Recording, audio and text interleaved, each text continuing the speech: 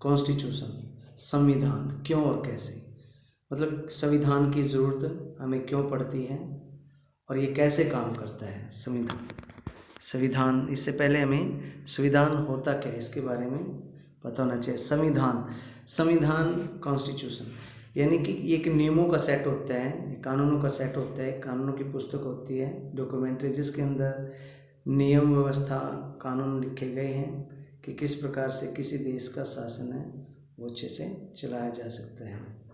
हर एक संस्था को चलाने के लिए, राज्य को चलाने के लिए, किसी देश के शासन को चलाने के लिए, यदि उस देश में नियमों का लिखित लेखा जोखा है और वो रखा जाता है, एक नियम के अनुसार शासन चलाया जाता है, तो उसको हम संविधान बोलते हैं। संविधान, सम जमा विधान, सम समान, विधान विधि, कानून या नियम।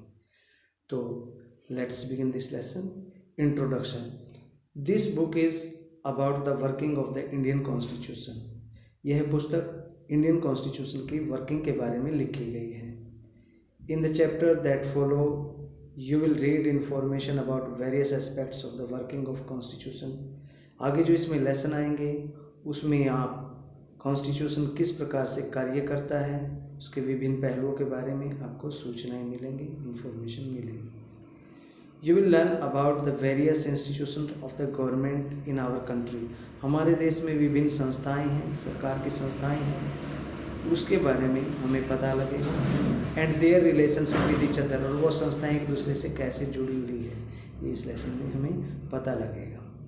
But before you begin to read about elections, governments and presidents and prime minister, it's necessary to understand that the entire structure of the government and the various principles that bind the institution of government have their origin in the constitution in India. तो इससे पहले कि हम भारत के संविधान के बारे में, उसकी कार्य प्रणाली के बारे में पढ़ें, तो हमें इन अध्यायों में जो कार्य प्रणाली के बारे में हमें पता लगेगा, और इसके लिए हमें इस पुस्तक के सभी जो कंटेंट्स हैं उनको विस्तृत तौर पर हमें अच्छे से समझ के उनको पढ़ना पड़ेगा, तभी हम भारतीय संविधान के बारे में सही और संपूर्ण जानकारी प्राप्त कर पाएंगे।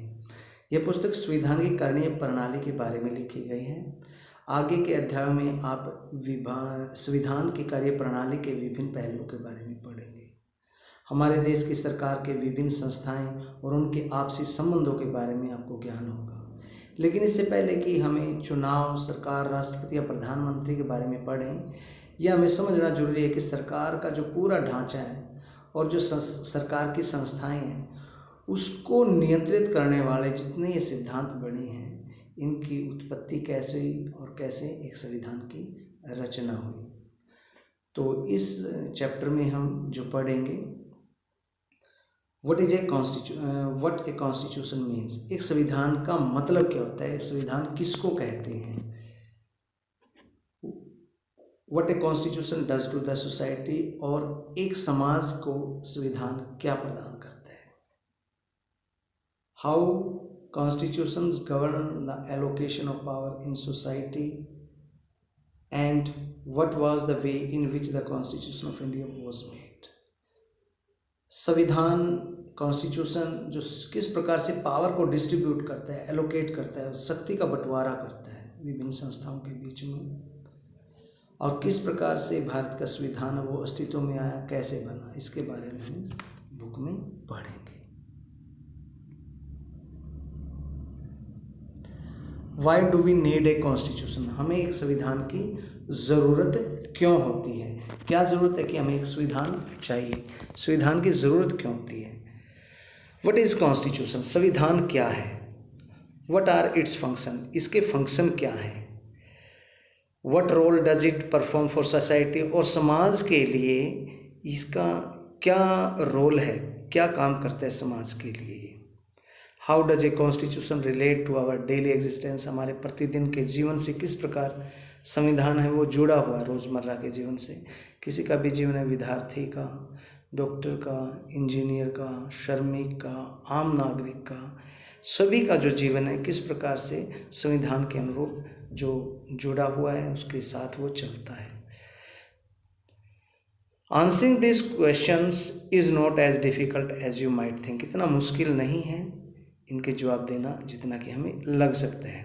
Constitution allows coordination and insurance. संविधान हमेशा तालमेल बिठाता है, ये हमें विश्वास दिलाता है। Image yourself to a member of a reasonably large group. मानिए आप एक बहुत बड़ा ग्रुप है, उसके सदस्य हैं। Further image that this group has the following characteristics. और फिर मानिए कि इस ग्रुप की अलग अलग विशेषताएं हैं। The members of this group are diverse in various ways. इस ग्रुप में रहने वाले, जिस ग्रुप में आप रह रहे हैं उसमें अलग अलग तरीके के लोग रहते हैं, जो अलग अलग तरीके से जीवन शैली गुजारते हैं, जीवन शैली अपनाए हुए हैं। They have different religion allegiances and are Hindus, some are Muslims, some are Christians, some perhaps profess no religion at all. They are also varied in different aspects. They pursue different profession, have different abilities, have different hobbies, different taste in everything from film to books. तो आप कल्पना करें कि आप एक बहुत सारे बड़े से समूह के सदस्य हैं और फिर कल्पना करें कि समूह की कुछ विशेषताएं हैं। इसकी विशेषता है कि उस समूह के सदस्य एक दूसरे से कई तरीके से अलग हैं, वो भिन्न हैं, उनकी अलग अलग धार्मिक निष्ठाएं हैं। उनमें कुछ हिंदू हैं, कुछ मुसलमान हैं, कुछ ईसाई हैं और कुछ ऐसे लोग भी जिनका कोई धर्म ही नहीं है, वो किसी धर्म को नहीं मानते। तो ऐसे ऐसे भी लोग इसमें हैं। तो कहने का मतलब वो अलग अलग आधार हैं उनके, वो अलग अलग एक दूसरे से भिन्न हैं। वो काम भी अलग अलग करते हैं, उनके अलग अलग व्यवसाय हैं, उनकी योग्यताएं एबिलिटीज़ हैं वो भी अलग अलग हैं, उनके इंटरेस्ट भी अलग हैं। कुछ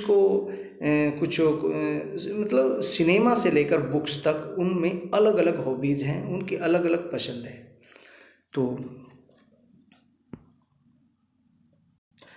सम are rich and some are poor. उनमें से कुछ गरीब हैं और कुछ अमीर हैं। Some are old some are young. कुछ बूढ़े हैं कुछ जवान हैं। Image further that members of this group are likely to have disputes और वेरियस एस्पेक्ट्स ऑफ लाइफ।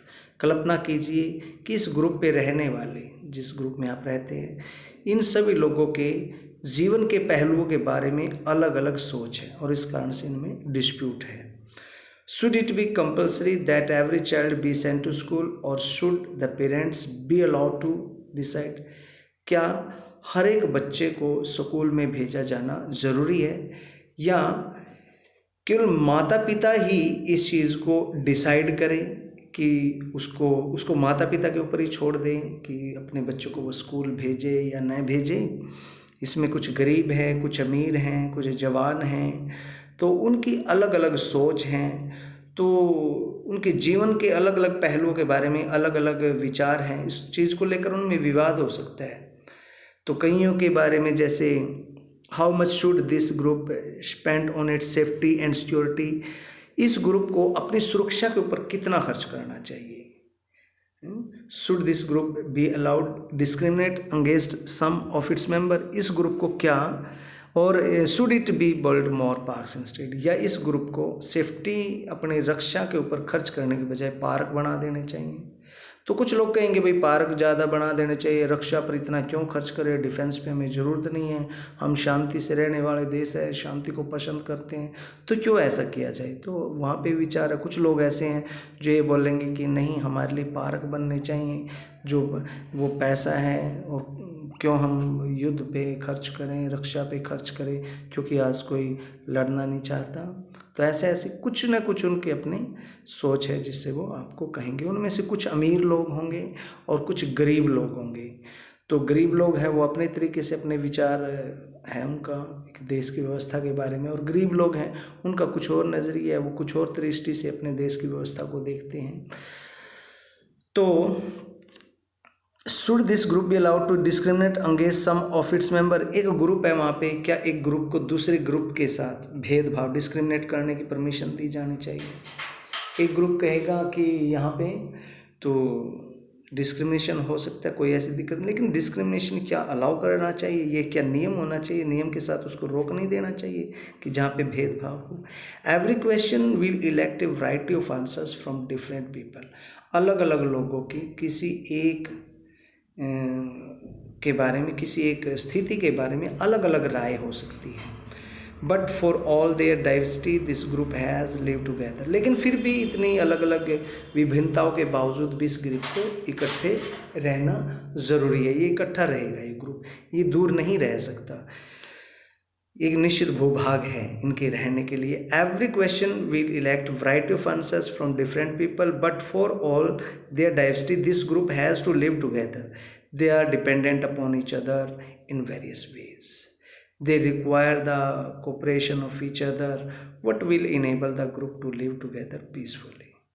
तो कुछ भी हो, विभिन्नताएं हैं, उनके विचार अलग है, फिर भी उस ग्रुप को इकट्ठे एक दूसरे के साथ मिलकर रहना पड़ेगा किसी भी तरीके से। फिर भी उनको एक दूसरे से वो डिपेंडेंट है, एक दूसरे पर आश्रित है किसी न किसी काम में। एक मान लीजिए एक व्यक्ति अध्यापक है तो दूसरा डॉक्टर है, एक किसान है तो किसान क्या करता है, फसल उगाता है, वो समाज को खाने के लिए देता है, दूसरे ग्रुप को खाने के लिए देता है। स्वास्थ्य ठीक नहीं है तो वहाँ पे डॉक्टर है, डॉक्टर उसके लिए कार्य करेगा। जहाँ पे एक शिक्षा नहीं है, समाज का विकास शिक्षा के बगैर नहीं हो सकता, बहुत ज़रूरी है। उसी से हम जीवन को जानते हैं, तो शिक्षा का महत्व है। तो बच्चों को शिक्षा देने के लिए वहाँ टीचर की भी भूमिका है। तो एक दूसरे के ऊपर इस समाज के व्यक्तियों को निर्भर रहना पड़ता है। What will enable this group to live together peacefully. फिर ये क्या चीज़ होती है जो सभी लोगों को, सभी तबके के, सभी ग्रुप के लोगों को एक दूसरे के साथ जोड़े रहने के लिए, शांतिपूर्ण रहने के लिए ज़रूरी होती है।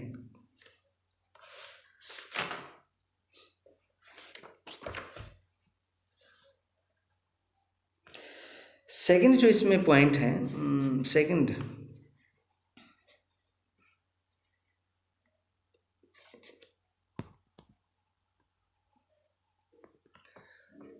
वन में say that perhaps members of this group can live together. इनमें से कोई एक कह सकता है कि इस ग्रुप के सभी मेंबर वो इकट्ठे रह सकते हैं if they can agree on some basic rules. अगर कुछ रूल ऐसे हैं जिनके ऊपर सभी सहमत हो। सभी नियमों पर सभी लोगों को सहमति बनना बड़ी मुश्किल है। 5 उंगली भी समान नहीं होती, समाज में भी अलग अलग सोच के, विचार के इंसान रहते हैं। तो लेकिन कुछ एक बेसिक है, वहाँ पे कुछ रूल का सेट हो सकता है, कुछ नियमों का, कुछ कानूनों का एक दस्तावेज होता है, नियम, लिखित नियम हो सकते हैं जिसपे सभी समाज के ग्रुप, चाहे वो डॉक्टर, इंजीनियर है, टीचर है, या फिर किसी जाति विशेष से है, या फिर किसी धर्म विशेष से है, या फिर वो अमीर है या फिर वो गरीब है, तो हर तरीके के जो व्यक्ति, हर तरीके के ग्रुप के जो लोग हैं उनको एक दूसरे के साथ सहमत होना होता है। कुछ ऐसे नियम हैं जो सभी मानने के लिए तैयार होते हैं। Why will the group need certain basic rule. एक ग्रुप को नियमों की ज़रूरत क्यों होती है? Think of what would happen in absence of some basic rule. सोचिए अगर ये बेसिक रूल ना हो तो क्या होगा समाज में। Every individual would be insecure simply because they would not know what members of this group could do to each other। हर एक जो ग्रुप का सदस्य है वो अपने आप को असुरक्षित महसूस करेगा, क्योंकि उसे पता नहीं कि दूसरा ग्रुप है उसके ग्रुप के लोगों के साथ या उसके साथ क्या कर सकता है।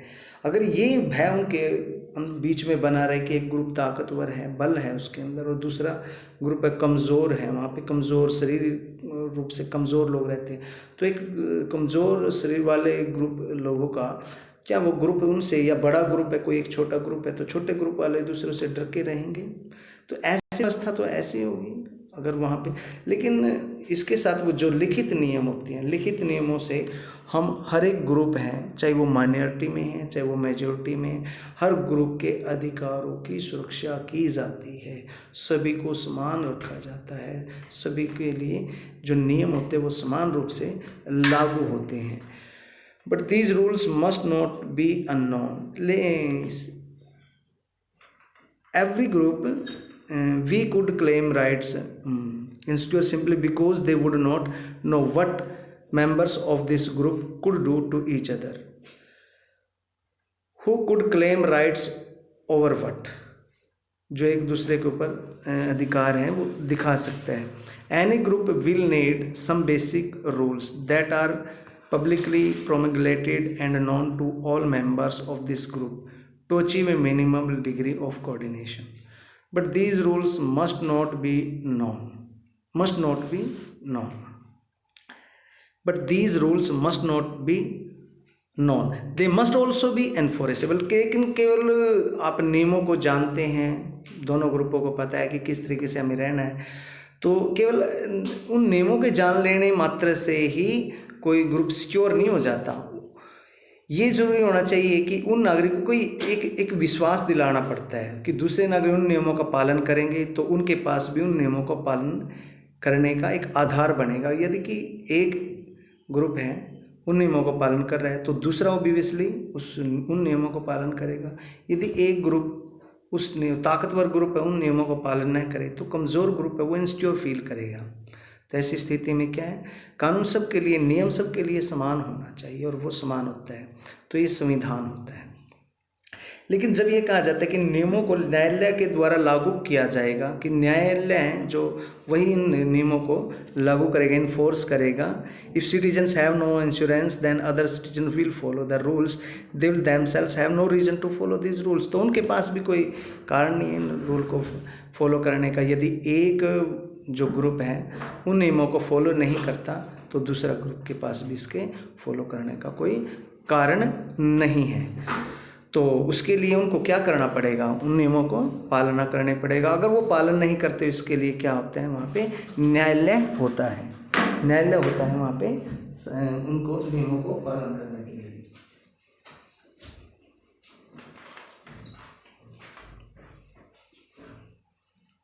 तो इसके बाद जो हमारा इसमें हम निष्कर्षित तौर पर कह सकते हैं, the first function of a constitution is to provide a set of basic rules that follow for minimum coordination amongst members of a society.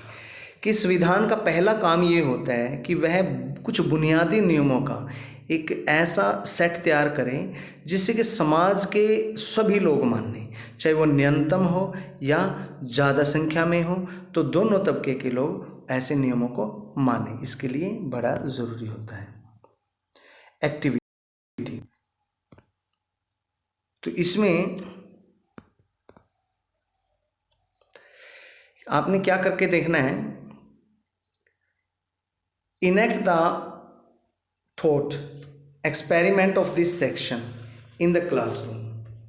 The entire class should discuss and arrive at some decision that would apply to everyone for this entire session. The decision could be about. तो हम क्या करेंगे, अपनी कक्षा में एक प्रयोग करेंगे। पूरी कक्षा को हम एक वाद विवाद करने के लिए कहेंगे कि पूरी कक्षा है वो एक वाद विवाद करें और कुछ निर्णयों पर पहुंचने का कोशिश करें। और उसके लिए हम एक स्थिति देंगे उनको, जैसे ताकि वो नियम है वो पूरे सत्र भर चलेंगे, पूरे सेशन में वो चलेंगे। तो ये निर्णय निम्नलिखित बातों के बारे में हो सकते हैं। फर्स्ट, जैसे how would the class representatives be chosen, कि कक्षा के प्रतिनिधि कैसे चुने जाएंगे, रिप्रेजेंटेटिव कैसे चुने जाएंगे, मॉनिटर कैसे बनाएंगे क्लास का। Which decisions will the representative be able to take on behalf of the entire class, और कौन से ऐसे डिसीजन है कि उस कक्षा का मॉनिटर पूरी क्लास के बिहाफ में खुद ले सकता है। Are there some decision that the class representative cannot take without consulting the entire class, क्या वहाँ पे कुछ ऐसे निर्णय भी होते हैं जो वो क्लास का मॉनिटर बिना पूरी क्लास के डिस्कस किए उनकी राय जाने, क्या ऐसे भी कुछ रूल हैं, कुछ नियम है या कुछ ऐसे कार्य कर सकते हैं वहाँ पे पूरी क्लास के लिए। तो ये हम जानेंगे उस क्लास में एक्सपेरिमेंट करके।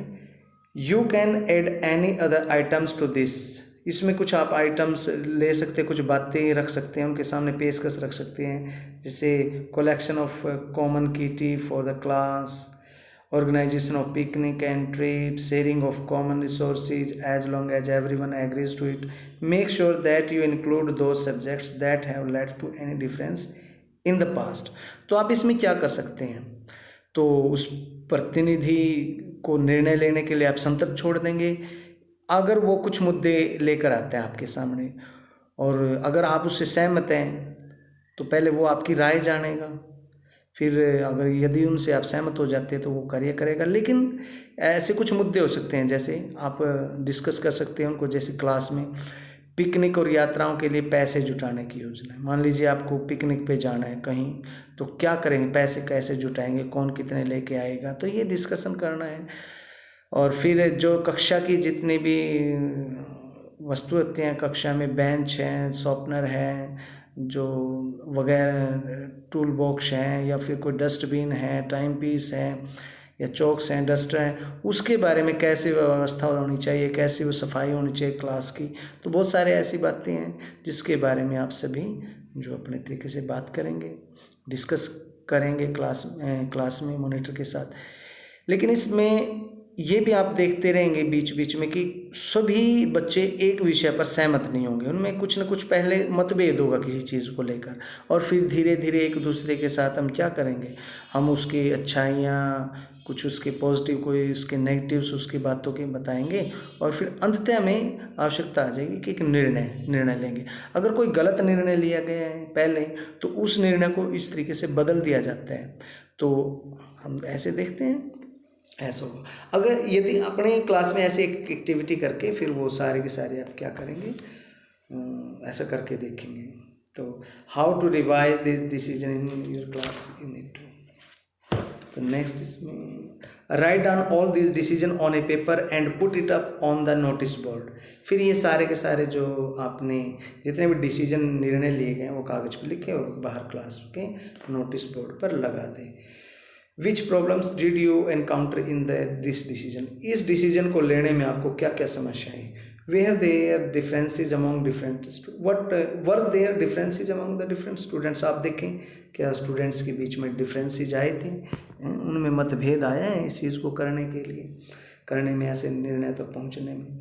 How did you resolve these differences, फिर आपने निर्णयों में कैसे अपनी भूमिका निभाई as a monitor, as a teacher. Did the entire class gain something from this exercise. अब आप देखिए कि पूरी अगर ऐसी एक प्रोसेस क्लास में हो तो उसके बाद क्या चीज़ निकल के आएगी क्लास में से, क्या चीज़ आपको प्राप्त होगी, ये चीज़ हम पढ़ेंगे, ये चीज़ हम देखेंगे उसमें। तो नेक्स्ट है specification of decision making powers.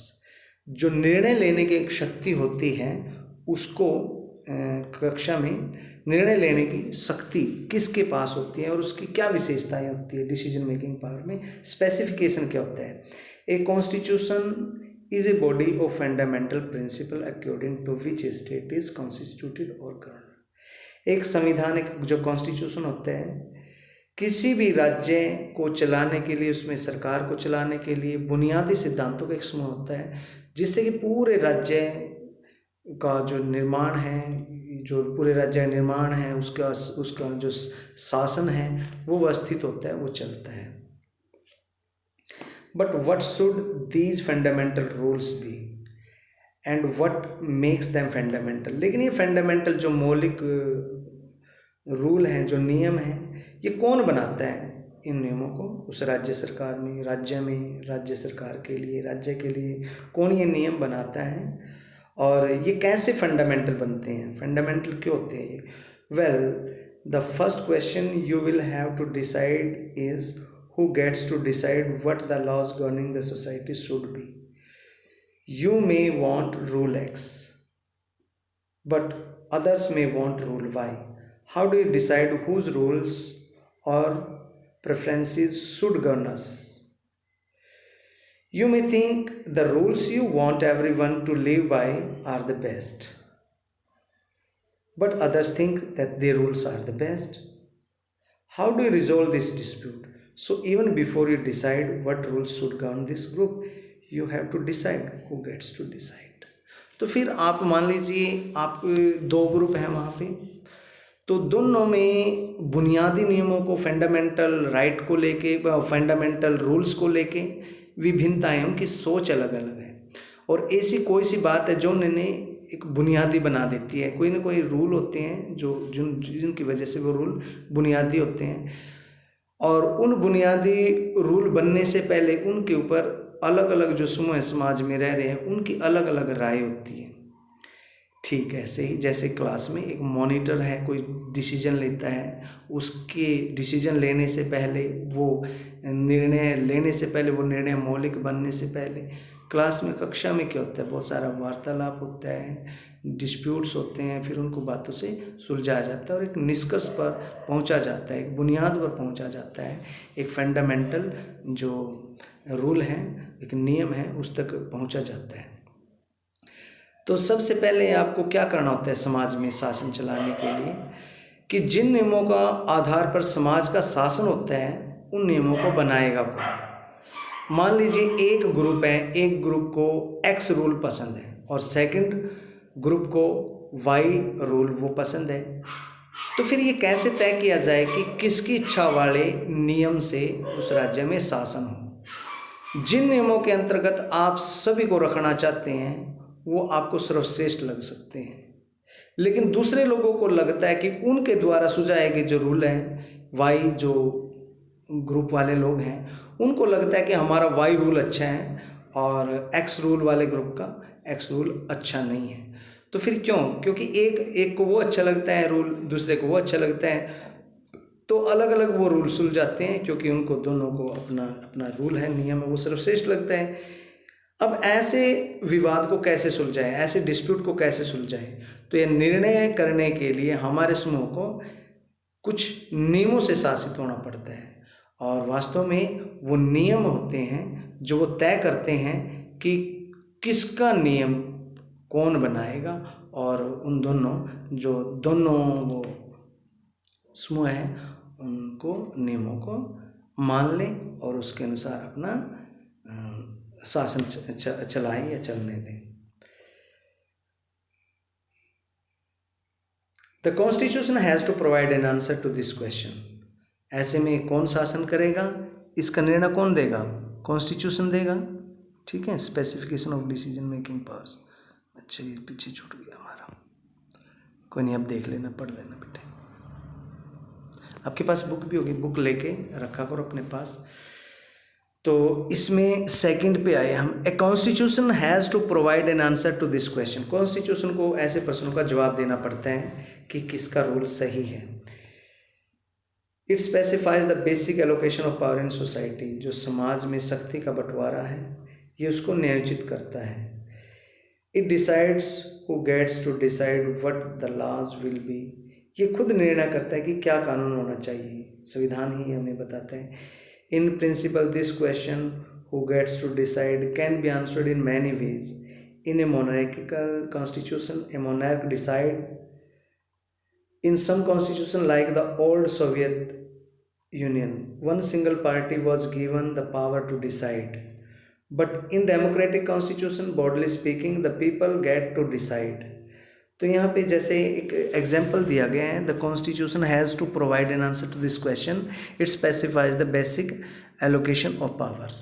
तो संविधान इस प्रश्न का, कॉन्स्टिट्यूशन है वो जवाब देता है, वह समाज में शक्ति का जो बंटवारा है उसको स्पष्ट करता है। कॉन्स्टिट्यूशन ही ये तय करता है कि कानून कौन बनाएगा। कानून कौन बनाएगा इसका जो वो आंसर है वो प्रिंसिपल के रूप में वो बताते हैं। कई प्रकार से इसका आंसर आप दे सकते हैं। जैसे एक मोनार्किकल रूल है सोवियत संघ में, वहाँ पे क्या था कि वहाँ के राजा वो खुद ही संविधान था, उसकी इच्छा संविधान थी, वो अपनी इच्छा अनुसार शासन करता था। तो वहाँ पे जो नियमों की निर्माण है वो खुद राजा करता था, जबकि पुराने, हाँ ये चीज़ है जो पुराने सोवियत संघ में थी, वहाँ पे संविधान में निर्णय करने का अधिकार एक पार्टी को दिया गया था। लेकिन लोकतांत्रिक संविधानों में निर्णय मोटे तौर पर जनता ही लेती है। लेकिन यह विषय इतना सरल नहीं है। यदि ये मान भी लिया जाए कि जनता निर्णय लेती है, तब भी यह प्रश्न अनुचित रह जाता है कि जनता निर्णय कैसे लेती है। क्या कोई कानून बनाने के लिए सभी लोगों को सहमत होना चाहिए? ये जरूरी है। But this matter is not so simple, because even if you answer this question, the people should decide. It will not answer the question, how should the people decide? For something to be law, should everyone agree to it? Should the people directly vote on each matter as the ancient Greeks did? क्या लोग ऐसे matter पर जब जब निर्णय लेना है किसी चीज़, क्या सभी लोग आके उसके बारे में वोटिंग करेंगे? जैसे पुराने ग्रीक में, यूनान में होता था ऐसा। तो बड़ा ऐसा होना बड़ा मुश्किल है। तो ऐसे में वन शुड और should the people express their preferences by electing representatives, या फिर जो रिप्रेजेंटेटिव्स को अपने गवर्नमेंट, जो जनता है वहाँ की रहने वाली, वो अपने प्रतिनिधियों को चुनाए और वही डिसाइड करें कि वो उनके लिए क्या नियम होने चाहिए। क्योंकि जो निर्वाचित प्रतिनिधि होते हैं, इलेक्टेड रिप्रेजेंटेटिव्स होते हैं, वो अपनी जनता की राय को ही व्यक्त करते हैं। इसी लोगों को अपने अपने डायरेक्ट जब माध्यम से काम नहीं कर पाते, तो ऐसे में वो अपने प्रतिनिधियों को चुनकर भेजते हैं। और फिर ये प्रतिनिधि कैसे होने चाहिए और कुल कितने प्रतिनिधि लोगों के लिए होने चाहिए, ये बात भी कॉन्स्टिट्यूशन डिसाइड करता है कि कितनी जनसंख्या पर उनका एक प्रतिनिधि जाएगा, एक ग्रुप का प्रतिनिधि जाएगा। और फिर वो अपने प्रतिनिधि, अपनी जो ग्रुप है उसकी आकांक्षाओं के अनुसार जो रूल हैं उनके तहत उनके लिए कार्य करेगा। In the Indian Constitution, for example, it is specified that in most instances, Parliament gets to decide laws and policies, and that Parliament itself be organized in a particular manner.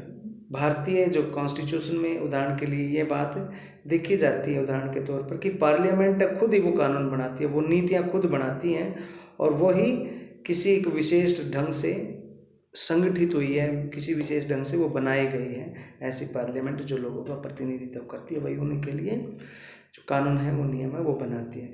Before identifying what the law in any given societies, you should have to identify who has the authority to enact it. If Parliament has the authority to enact laws, there must be a law that bestows this authority on Parliament in the finest place. This is the function of the Constitution. It is an authority that constitutes government in the first place. तो इसके example के रूप में जो Indian constitution है उसमें ये clear कर दिया है कि जो ज़्यादातर जो ऑलमोस्ट कानून हैं, वो रूल हैं, वो खुद संसद बनाएगी, पार्लियामेंट बनाएगी। और इस पार्लियामेंट का जो कॉन्स्टिट्यूशन है, इस पार्लियामेंट का जो गठन किया गया है, इसको जो फॉर्मेशन की गई है, ये भी संविधान के अनुसार, कॉन्स्टिट्यूशन के अनुसार ही की गई है। तो किसी समाज में कानून कैसे हैं, यह देखने से पहले उन कानूनों को बनाने वाले लोगों का देखना पड़ेगा, उन लोगों को पहचानना पड़ेगा कि कौन लोग उस समाज के लिए नियम बनाएंगे। तो क्या समाज के लोग अपने प्रतिनिधियों को चुन के भेज रहे हैं जो उनकी इच्छा के अनुसार वहाँ पे गए और उन्होंने उनको ये अधिकार दिया कि वो उनके लिए नियम बनाए। तो ये चीज़ सारा की सारी क्या दिखता है, संविधान दिखता है, और संविधान ही ऐसी नियमित व्यवस्था बनाता है। लेकिन राजतंत्र में क्या होता है, संविधान वो राजा की इच्छा होती है, जैसा कि पहले ग्रीक में देखा गया, ग्रीक में ऐसा हुआ है। वहाँ पे राजा की इच्छा ही कानून थी। राजा अपनी स्वेच्छा से शासन करता था, वो स्थितियों को समझता था, उनको देखता था और फिर उनके बारे में निर्णय लेता था। लेकिन कॉन्स्टिट्यूशन में क्या है, इसमें कोई राजा नहीं होता, इसमें जनता के द्वारा चुने गए प्रतिनिधि हैं, वो जाके उन नियमों, जो नियम लिखी गई हमारी पुस्तक है जिसको हम संविधान कहते हैं, वो डॉक्यूमेंट है, उस डॉक्यूमेंट में लिखे गए नियमों के अनुसार वो व्यक्ति जो हमारे प्रतिनिधि हो, हमारा शासन चलाते हैं, हमारे राज्य का शासन चलाते हैं। ये वे नहीं है कि हमने उनको अपनी इच्छा, हमने उनको चुन को भेजा है तो वो अपनी स्वेच्छा से शासन चलाएंगे, नहीं। वो पहले तो बात, हमने कुछ मुद्दों के ऊपर उनको इलेक्ट किया है, कुछ वोट हमने उनको कुछ मुद्दों के आधार पे दिए हैं कि वो हमारी इन बातों को वहाँ पे आगे लेके जाएंगे और ऐसा सामूहिक रूप से सरकार से ऐसा कार्य करवाएंगे। लेकिन उस सरकार को चुना गया कैसे, उन प्रतिनिधियों को उस जो संविधान के अंदर, उस कॉन्स्टिट्यूशन के अंदर उनके चुनाव करने की प्रक्रिया भी दी हुई है। और फिर उस संविधान के अनुसार वो कैसे कैसे कार्य कर सकते हैं, जनता की इच्छाओं को किस तरीके से पूरा कर सकते हैं, वो भी उसमें स्पष्ट किया गया है। ये नहीं कि वो जनता की इच्छा को अपनी, जहाँ से वो प्रतिनिधि चुन के आए वहाँ उन लोगों की इच्छा को पूरा करने के लिए अति कर दें, और ये नहीं कि दूसरे वर्ग को, दूसरे समूह को उसको ठेस लगे, उसको हानि पहुँचे या उसका नुकसान हो, ऐसा नहीं।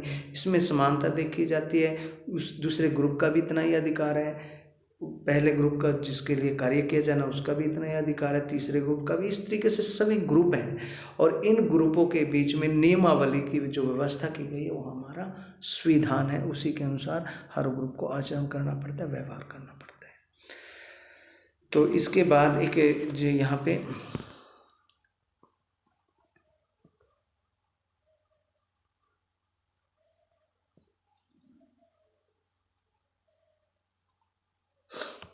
The second function of a constitution is to specify who has the power to make decision in a society। जो सेकंड फंक्शन है कॉन्स्टिट्यूशन का वो ये खुद ये चीज़ देखता है, जो संविधान का जो दूसरा